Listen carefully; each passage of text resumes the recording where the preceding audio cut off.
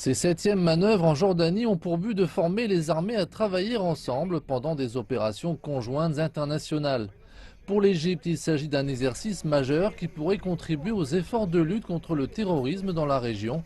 Chaque année, l'Égypte participe à 25 à 30 exercices militaires internationaux et c'est l'une des nombreuses façons dont le pays expose ses soldats aux nouvelles tactiques de combat. Les intérêts réciproques de ces entraînements sont multiples.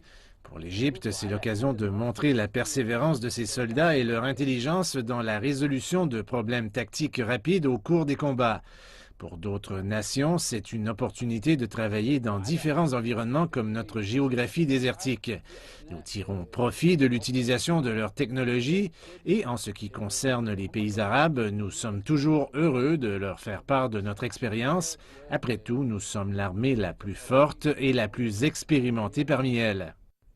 Depuis que le président Al-Sisi a accédé au pouvoir, sa mission principale est d'utiliser son expérience en tant que ministre de la Défense dans le développement des forces armées égyptiennes. Il a signé des accords d'une valeur de plusieurs milliards de dollars, dont les plus importants avec la France et la Russie. Pour la première fois depuis 30 ans, il a annoncé la fin de la dépendance de l'Égypte envers les États-Unis en ce qui concerne l'armement de ses forces militaires. Cette diversité dans les armes a enrichi les forces armées. Cela nous a libérés. Il y a eu des moments où les États-Unis nous ont forcés à prendre des armes spécifiques. Cette diversité ainsi que les programmes de formation conjoints ont amélioré notre classement international, les faisant passer de la 14e à la 12e place dans le classement mondial des armées. Ce classement militaire mondial est en général peu précis.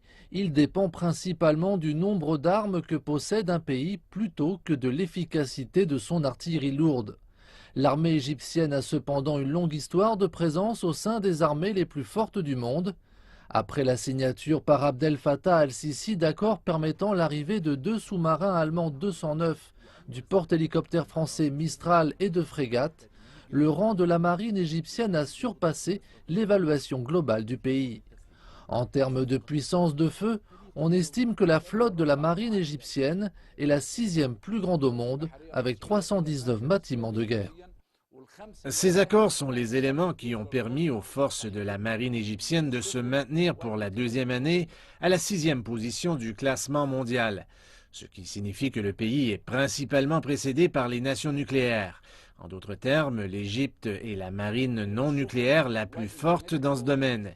Nous avons maintenant une marine capable de défendre nos intérêts en Méditerranée et dans la mer Rouge jusqu'au détroit de Bab al-Mandab.